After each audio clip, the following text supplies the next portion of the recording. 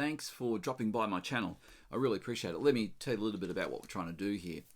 I am a biblical scholar, so I do some work for several organisations, including Global University. I'm part of the adjunct faculty of the graduate school there.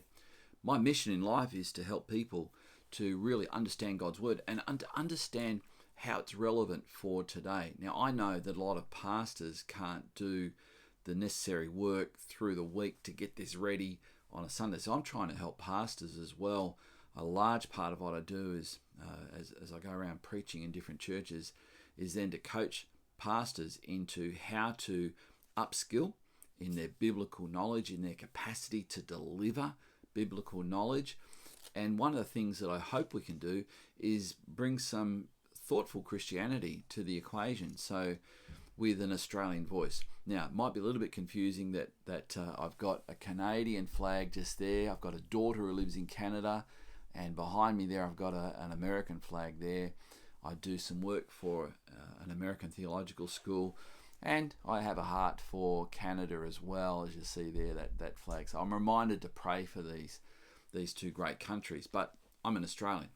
I was spending the bulk of my life in Tasmania, and now God has got us here while I'm doing some projects here in Melbourne.